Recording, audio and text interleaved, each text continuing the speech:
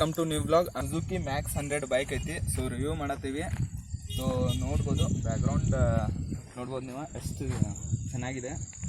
So ಇದು 1998ದಾಗ launch ಆಗಿದ್ದು ಬೈಕ್. ಇಂಡಿಯನ್ ಸ್ಟೆಪ್ಸ್ ರೋಡಿಗೆ ಮತ್ತು ಹಿಲ್ಸ್ ರೋಡಿಗೆ ಮತ್ತು ರೂರಲ್ ಪರ್ಪಸ್ ಮಾಡಿರೋ ಬೈಕ್ ಇದೆ.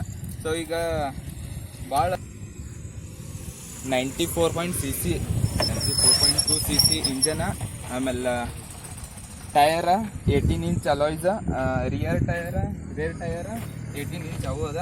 ಸೊ ಇದ್ರಾಗ ಹೈಡ್ರಾಲಿಕ್ ಸಕಾಬ್ಸರ್ ಬರ್ತಾವ, ಏರ್ ಕೂಲೆಂಟ್ ಇಂಜನ್ ಇದೆ.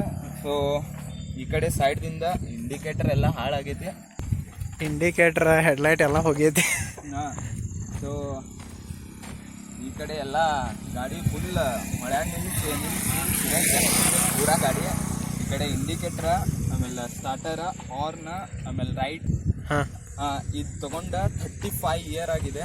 ಸೊ ಇನ್ನು ರೋಡ್ ಪರ್ಫಾರ್ಮೆನ್ಸ್ ಮಸ್ತ್ ಇರ್ತೈತೆ ಬೈಕ್ದ. ಸೊ ಇದಕ್ಕೆ ಲೇಜನ್ ಲೈಟ್ ಬರ್ತೈತಿ, ಇಂಡಿಕೇಟರ್ 2 ಇದ್ದು. ಸೊ ಇಂಡಿಕೇಟರ್ ತೆಗ್ಸಿದಾರ. ಸೊ ಬ್ಯಾಕ್ ಸೈಡ್ ಬರೋಣ, ಬ್ಯಾಕ್ ಸೈಡ ಸೊ ಇಲ್ಲೂ 2 ಇಂಡಿಕೇಟರ್ ಬರ್ತಿತ್ತು, ಅದು ಹಾಳಾಗೈತಿ. ಮತ್ತು ಹೆಲೋಜನ್ ಲೈಟ್ ಬರ್ತೈತೆ.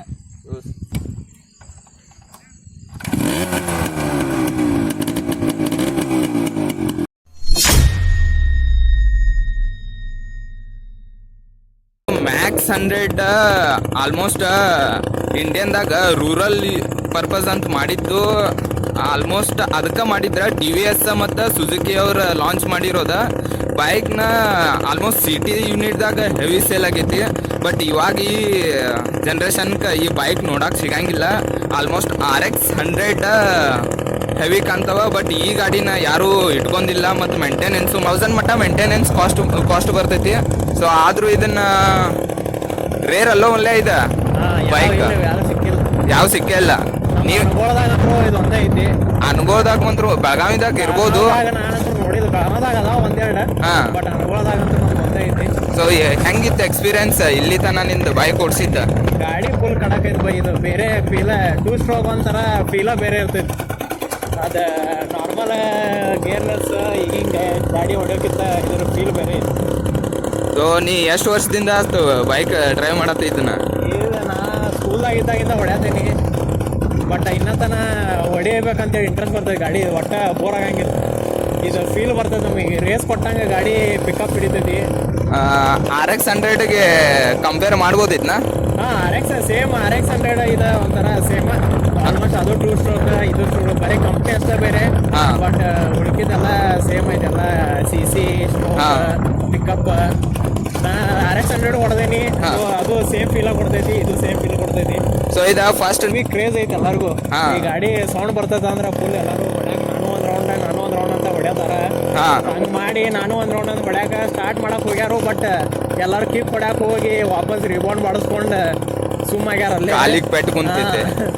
ಸೊ ಎಲ್ಲರಿಗೂ ಇದು ಅಲ್ಲ, ಬಟ್ ಹೊಡಿಬೋದು 1-2 ಸತಿ. ನಿಂಗೆ ಹೊಡೋದಂದ್ರೆ ಹಿಂಗೆ ಕೈ ಕುಂದಿರ್ತೈತಿ. ಓಕೆ. ಸೊ ಅದೇ ಸ್ವಲ್ಪ ಒಮ್ಮೆ ಯಾರು ಬಿಗಿನರ್ ಇದ್ರ ಅಂದ್ರೆ ಒಮ್ಮೆ ಹೊಡ್ಯಾಕ ಬರಂಗಿಲ್ಲ. ಸೊ ಸ್ವಲ್ಪ 1-2 ರೌಂಡ್ ಆದ್ಮೇಲೆ ಕೈ ಕುಂದಿರ್ತಾವ. ಏನಾಗಿಲ್ಲ ಇಲ್ಲಿರ್ತಾನ. ಇಷ್ಟು ಎಲ್ಲ ಪೆಟ್ರೋಲ್ದಾಗ ಆಯಿಲ್ ಹಾಕಿಸಿಲ್ಲ. ಹಂಗೆ ಪೆಟ್ರೋಲ್ ಹಾಕ್ಸಿದ್ವಿ ಅಂದ್ರೆ ಇಂಜಿನ್ ಸೀಸ್ ಆಗ್ಬಿಡ್ತೈತಿ. ಓಕೆ. ಅದು ಒಂದೇ ಯಾವಾಗ ಪೆಟ್ರೋಲ್ ಹಾಕ್ಸಾಕತ್ತಿ ಅಂದ್ರೆ ಆಯಿಲ್ ಮಸ್ತ್ ಹಾಕ್ಸಾಕಬೇಕು. ಅದೇನ್ರ ಮಿಸ್ ಆಯ್ತು ಹೋತ್ ಇಂಜಿನ್ ಅವನೊಂದು ಮಸ್ತ್ ಇಂಜಿನ್ ಫುಲ್ ಎಲ್ಲ ಬಿಚ್ಚಿ ರಿಪೇರಿ ಮಾಡಿಸ್ಬೇಕಕ್ಕೆ. ಮತ್ತೊಂದು 3-4 ಸಾವಿರ ರೂಪಾಯಿ ಕಾಸ್ಟ್ ಐತಿ. ಅದು ಕಾರ್ಡ್ಸ್ ಅಂದರೂ ಸಿಗಂಗಿಲ್ಲ. ಇದ್ರ ನಾನು ಮಾಡಿಸ್ಬೇಕಿದ್ದನ್ನೆಲ್ಲ ಫುಲ್ ರೀಪೇಂಟ್ ಮಾಡಿಸೋ ಪ್ಲಾನ್ ಐತಿ. ಬಟ್ ಪಾರ್ಟ್ ಸಿಗೋಲ್ಲು. ಕೇಳ್ಬೇಕು, ಯಾರಿಗಾರ ಕೇಳಿ ಮಾಡ್ಬೋದೈತಿ. ಯಾರಿಗಾರ ಗೊತ್ತಿದ್ರೆ ಕಮೆಂಟ್ದಾಗ ಹಾಕ್ರಿ. ಯಾರು ಗಾಡಿ ಫುಲ್ ಇದನ್ನು ರಿನ್ಯೂ ರೀಪೇಂಟ್ ಮಾಡೋರು ಯಾರು ಗೊತ್ತಿದ್ರೆ.